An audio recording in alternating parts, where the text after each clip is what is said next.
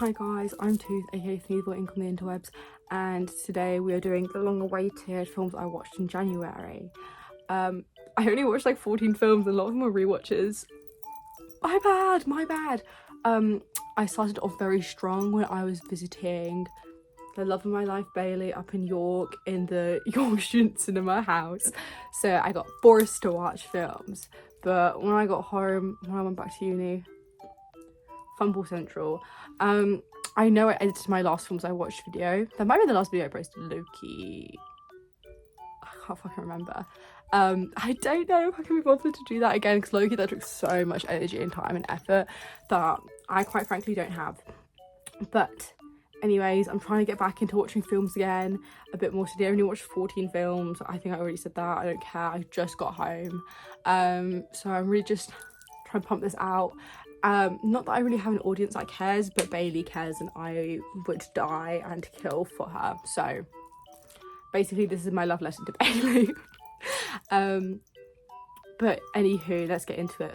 First film I watched 4 films on the first of oh my god, like a third of this list was all just on the 1st of January. Don't even talk to me. But Bailey's friend, now hopefully my friend Ethan, big film person, made me watch The Apartment as my first film of the year. Literally, like, the clock hit at like 1 a.m. we were watching The Apartment 1960.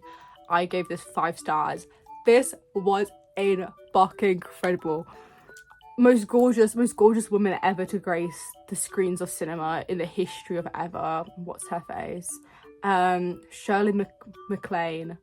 Oh my god, I need her. She's gorgeous. So the plot of the film is this guy, let me get actually the names of these characters. C.C. Baxter, sure, whatever. He is like low-level office employee, whatever, and he's renting out his apartment to let his co-workers have affairs, and his big boss gets a whiff of this and is like, please let me. But little does he know that the big boss is having an affair with a local elevator girl, what's her face, Fran, who C.C. Baxter has a crush on because she's the most stunning, gorgeous person in the entire world. And chaos ensues, and like, you know, it's like a romance, but it's like, I'm not really a romance person, but this was great. This was brilliant. You know, the tale of the most beautiful woman of all time, like, falling and like crashing out over the ugliest men ever. It's a historic dynamic to be in. But truly, if you haven't watched Apartment, it really doesn't read as a film that I would like, but 5 stars is one of the best films I've ever watched, I have to say. Thank you, Ethan. Next, watched Saving Face from 2004. I gave this one 4.5 stars. And it's about this woman, okay, this has been a while, so I do have to refresh my memory a wee bit. But it's about this woman who's a lesbian, and it's about like living in she's Chinese, so it's very much about like the community, like a Chinese community in America and stuff. Whatever. But she's a lesbian, she's trying to tell her mum, and her mum gets like Loki disowned because she's pregnant and like won't say who the father is and stuff.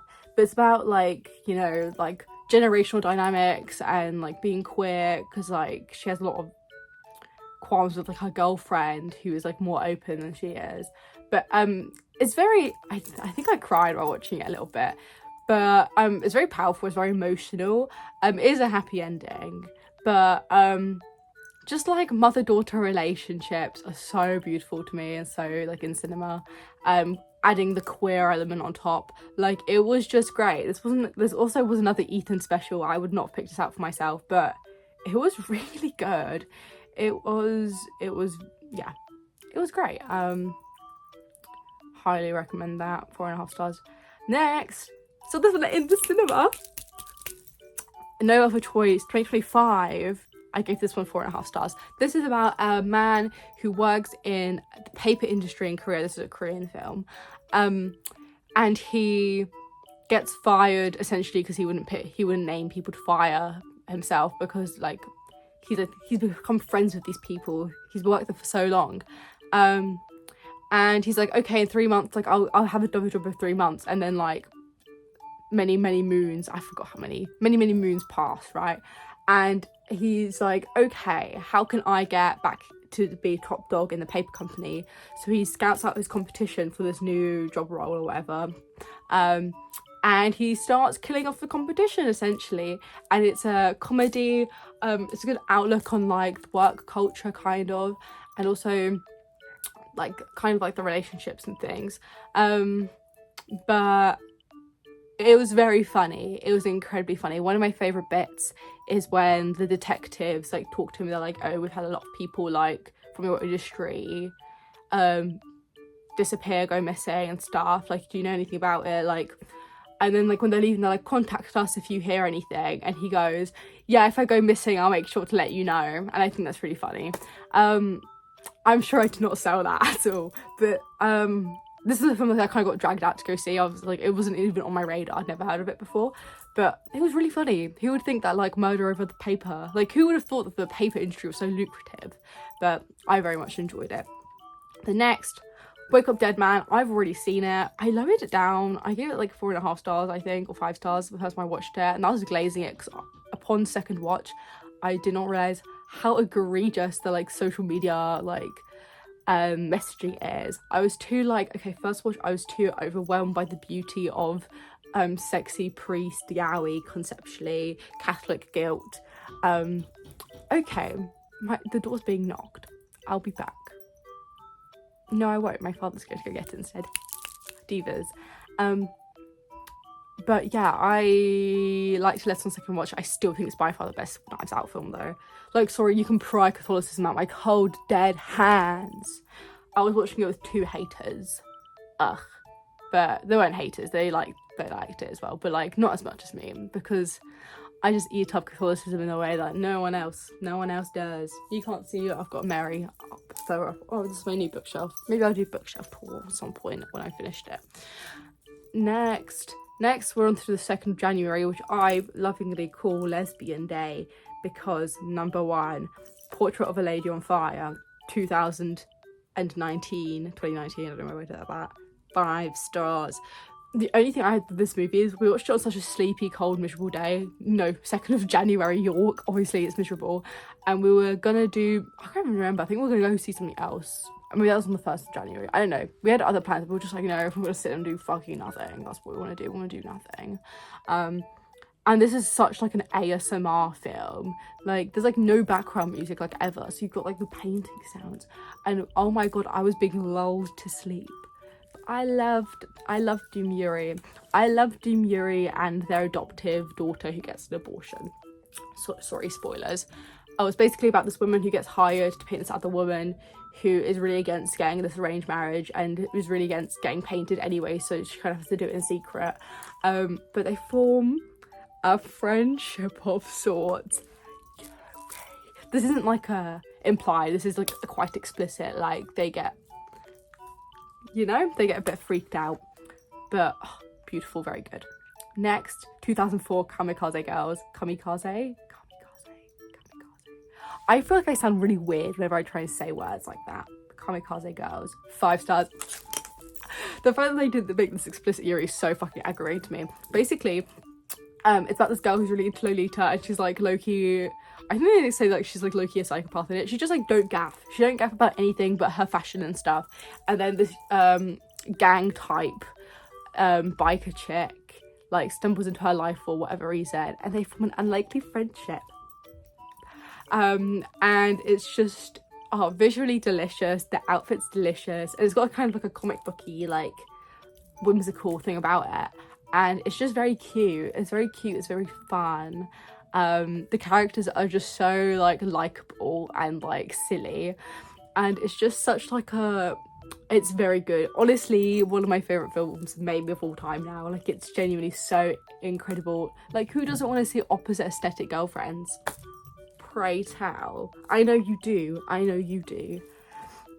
Next, last one for Lesbian Day, Mulholland Drive. Me and Baby have both been waiting to be with each other again to watch it. 5 stars is a 5-star day. Yuri just does that to me. Lesbianism is all 5 stars. Oh my fucking god. Oh, sorry, 2001. David Lynch, Mulholland Drive. Don't fucking talk to me about this film. I don't play.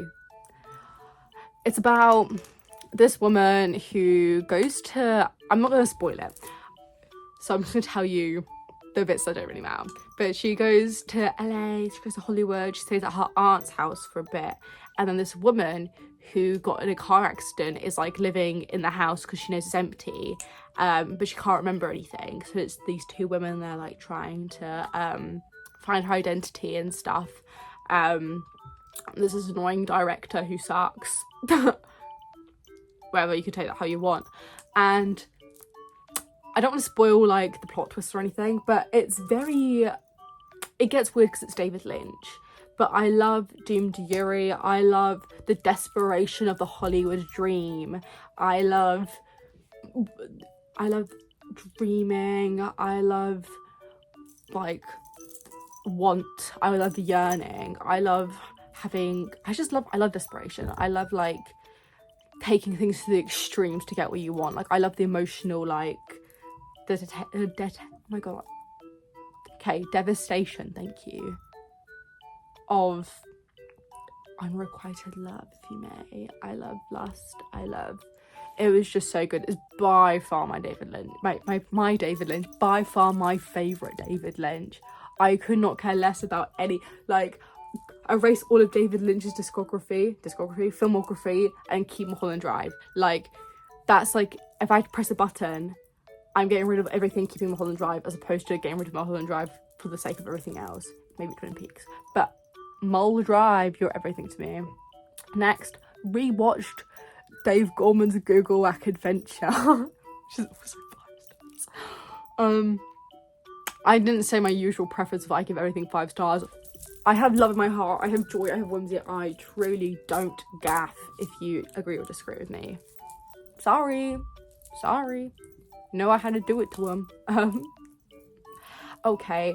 I've said this before. It's a stand-up comedy.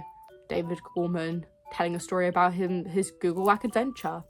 But I was showing my friend Rory, who likes Dave Gorman's Modern Life is Goodish, and I was like, "You've never seen Google Whack?" And you best believe. Hang on, wait, no, I rewatched Google Whack twice this month. This was not the time I watched it with Rory. We were watching this at Bailey's house again, for like shits and gigs. Bailey loves Google Whack. Anyways, okay. Scrap the Rory stuff. That's a few. I just looked down and I was like, hang on, I did not see Rory on the 3rd of January. I was in New York. But we'll get to that. Okay, anyways, next. I watched The Stuff, 1986. Gave it 4 stars. This is about some miner finds like a white goop while mining and decides to taste it. I was like, fuck, this is delicious. But from what I've heard, this is very Invasion of the Body Snatchers core. But basically it's this stuff and it's really tasty and delicious, and it like takes over your body and controls you essentially. It's like a mind control thing, and like it's just like these people trying to get away from the stuff and trying to kill the stuff off, basically. I like to think that I'm immune to propaganda, but low-key I would be eating this stuff up. I love sugar and I love weird goop. I'm gonna be chowing it down, you know? But it was cute, it was fun, very, very 80s horror, and I like that, so yeah. Next, 2004 Dead Leaves. This is an animated film about these people who get essentially sent to prison and they escape the prison. Kind of. And there's like experiments. It's like only an hour long. So I gave this 5 stars. So fast paced. It's so fast paced. And the animation is just so like pow, pow, pow. I love the art style. I love how quick everything is. Like, as someone who can't be fucked to sit down half the time to watch a film, it was just like a really fun like feast for the eyes, and like the plot was funny and interesting and like kind of like a crude comedy, like very silly. But it was great. Like, I think it was good. I think if you have a spare hour, you should 100% watch it. Though I think it's kind of a little bit annoying to find, in my personal opinion, but whatever. Next, I watched 2018's Love, Simon. I give this 3 stars. I like the Panic at the Disco mention. I like looking at all the 2018 gay Tumblr stuff in Simon's room. Is the film good? No, it's not. What did I say about the film? I can't even remember. But I watched it in cinemas, and I remember vividly my sister and my mum having an argument of some kind on the way home, and I was just silent because I was like not out. Because I was like 13. Oh yes, my review was about how their high school play is cabaret. And if you know anything about cabaret, you know how actually diabolical and like illegal that should be. That's like Will Schuster, Glee, Rocky Horror levels of insanity. But yeah, it's about Simon. He gets outed online, blah blah blah. He forms a gay relationship on the internet. Who gaff? To be honest, who gaff? However, the spin-off show Love Victor, I've not watched it in a few years, but me and Shannon, me and my friend Shannon, we used to eat that shit up. Like as like 17, 18-year-olds, like we were eating that up. Like we're low-key invested. Like Baby Girl Lake, she's forever one of the characters ever to exist. But I love Simon. That's queer media for straights. And I know this because my sister likes it. Sorry to clown on her. Next is Dave Gorman's Google Whack Adventure that I watched with Rory because Rory likes Dave Gorman. I was like, you need to watch this then. And we both enjoyed it.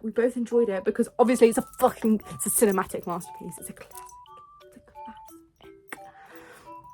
So yeah, I only watched 14 films this month and 2 of them were Google Whack Adventure. No one fucking talked to me. Okay, next I watched 2012's Frenemies, 2 stars. Me and my sister were scrolling through Disney Plus because she got Disney Plus. I'm not a supporter of Disney, but she pays for it and I live in this house. I'll use it, whatever. Frenemies is a Disney Channel original film about, there's 3 different stories, and it's about these friends who become enemies who then become friends again. Some of them is this boy and his dog, and they become enemies over this guy's girlfriend who's just using him for his smarts to get a good grade.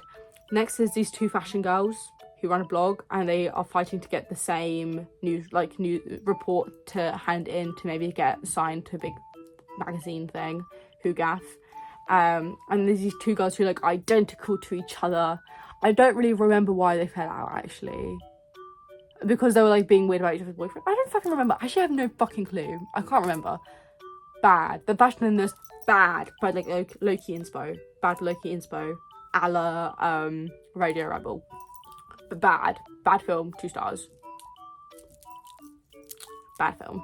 Next, last film I watched this month was I rewatched Mulholland Drive again with Rory this time because they were playing it in the cinema. I'm going to watch on the big screen. However, there were some like teenage girls there who definitely didn't know what Mulholland Drive was or who David Lynch was, because they were kind of giggling at the lesbianism of it, and I don't think they really got the film, which like why did you even come? But anyways, that's what I watched this month. I'm sorry it's a lot of repeats, sorry it's kind of boring, this is really short for me, but maybe I will edit it because it's short. Big brain. But I am trying to get back into film. It's like the 10th and I'm on like 4 films. And I'll probably watch one tonight, maybe. Oh, I am definitely watching one tonight. Yeah. Will this be posted today? I don't know. It might be posted tomorrow. But that's all I've watched. So if you have any recommendations or anything, hit me up. Put in the comments. And if you disagree with any of my rankings, grow up. But yeah. Thanks for watching. Bye!